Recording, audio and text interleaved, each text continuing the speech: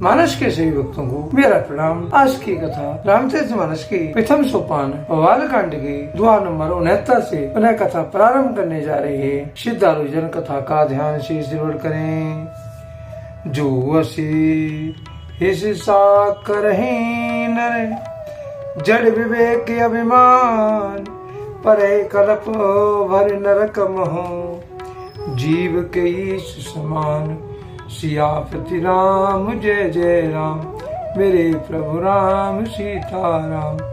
प्रभु की कृपा भय सब काजू जन्म हमार सफल भाजू। तुलसीदासी इस दोहे का भावार्थ इसका रचते हैं। यदि मूर्ख मनुष्य ज्ञान के अभिमान से इस कार होड़ करते हैं तो वे कल्प भर के लिए नरक में पड़ते हैं। भला कहीं जीव भी ईश्वर के समान सर्वथा स्वतंत्र हो सकता है। सुर सर जल कृते बार न जाना कब हुन संत करें ते पाना। सुर सर मिले सो पावन जैसे ईसी अनीस यंत्र तैसे। गंगा जल से भी बनाई हुई मजरा को भी जानकर संत लोग कभी उसका पान नहीं करते, पर वही गंगा जी में मिल जाने पर जैसे पवित्र हो जाती है। ईश्वर और जीव में वैसा ही भेद है। सम सहज समरथ भगवाना ये विवाह सब विधि कल्याणा। दुराध्य पे आये महेशु आशुतोष पुण्य किए करेशु। शिव जी सहज ही समर्थ है क्योंकि वे भगवान है, इसीलिए इस विवाह में सब प्रकार से कल्याण है। परंतु महादेव की आराधना बड़ी कठिन है, फिर भी कलेश तप करने से बहुत जल्द संतुष्ट हो जाते। जो तप करे कुमार तुम्हारी भावे मेट सके त्रिपुरारी। जतपि परे अनेक जग माही यह कहे शिव तज दूसर नाही। यह तुम्हारी कन्या तप करे तो त्रिपुरारी महादेव होनहार को मिटा सकते हैं। यद्यपि संसार में अनेक वर हैं, पर इसके लिए तो शिव जी को छोड़कर दूसरा कोई वर नहीं है। वरदायक प्रणालिति भंजन कृपा सिंधु सेवक मनरंजन। इच्छित फल विनु शिव अवराधे लयन कोट जोग जपो साधे। शिव जी बल देने वाले, शरणागतों के दुख को नाश करने वाले, कृपा के संबंध और सेवकों पर मन को प्रसन्न करने वाले हैं। शिव जी की आराधना किए बिना करोड़ों योग और जप करने पर भी वांछित फल नहीं मिलता। अस कहे नारद सुमिर हरि गिर जाए दीन असीस।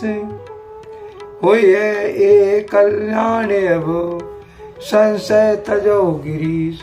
सियापति राम जय जय राम मेरे प्रभु राम सीताराम।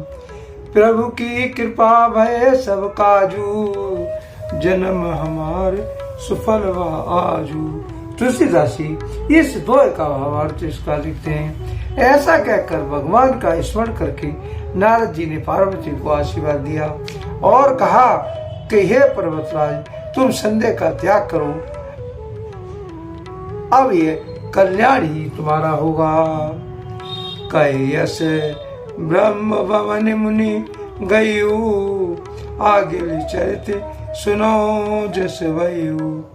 पते एकांत पाए कह में नाथ न में समझे मुनि में ना। यूं कहकर नारद मुनि ब्रह्मलोक को चले गए। अब आगे जो चरित हुआ उसे सुने। पति को एकांत में पाकर मैना ने कहा, हे नाथ, मैंने मुनि के वचनों का अर्थ नहीं समझा। जो गर्वरो कुल होय अनुपा करे विवाह सुता अनुरूपा। न तो कन्यावर रहो कुमारी कंते उमा मम प्राण प्यारी। जो हमारी कन्या के अनुकूल घर वर और कुल उत्तम हो तो विवाह कीजिए, नहीं तो लड़की चाहे कुमारी ही रहे। मैं अयोग्य वर के साथ उसका विवाह नहीं करना चाहती, क्योंकि मैं स्वामिन पार्वती मुझको प्राणों के समान प्यारी है। जूने मिले बरो गिर जय जोगू, गिर जड़ सहज कयो सो लोगू। सोई विचार पति करो विवाहू, जे न बहोर होय उर्दाहू। यदि पार्वती की योग्य वर न मिला तो सब लोग कहेंगे कि पर्वत स्वभाव से ही जड़ मूर्ख होते हैं। हे स्वामी, इस बात का विचार करिए, विवाह कीजिएगा, जिससे फिर पीछे हृदय में संताप न हो। अस कहे परी चरण धर शीसा, बोले सहित स्नेह गिरीसा। बर पावक प्रगटेश से माही, नारद वचन अन्यथा नाही। इस कार कहकर मैना पति के चरणों में मस्तक रखकर गिर पड़ी। तब हेमान ने प्रेम से कहा, चाहे चंद्रमा में अग्नि प्रकट हो जाए, पर नारद जी के वचन झूठे नहीं हो सकते। प्रिया सोच पर हनु सब, सुमिरो श्री भगवान। पार्वती निर्मयो जे, सोए करो कल्याण।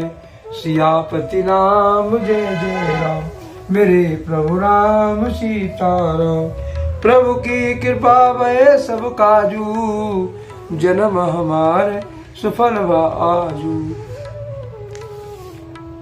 तुलसीदास जी इस दोहे का भावार्थ इसका लिखते हैं, हे प्रिय, सब सोच छोड़कर श्री भगवान का स्मरण करो, इन्होंने पार्वती को रचा है, वे ही कल्याण करेंगे। अब जो तुम ही सुता पर नेहू, तो अस जाए सिकावन देहू।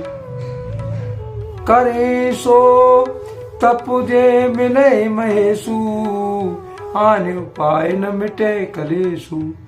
अब यदि तुम्हें कन्या पर प्रेम है तो जाकर उसे यह शिक्षा दो कि वो ऐसा तप करे जिससे शिव जी मिल जाए, दूसरे उपाय से कलेश नहीं मिटेगा। नारद बचन सगर्भ सहेतु, सुंदर सब गुण निधि वृष केतु। अस विचार तुम तजो असंका, सबे भांति शंकर है कलंका। नारद जी के वचन रहस्य युक्त और सकारण है, और शिव जी समस्त सुंदर गुणों के भंडार है। यह विचार कर तुम मिथ्या संदेह को छोड़ दो, शिव जी सभी तरह से निष्कलंक है। सुने पति बचन हर से मन माही,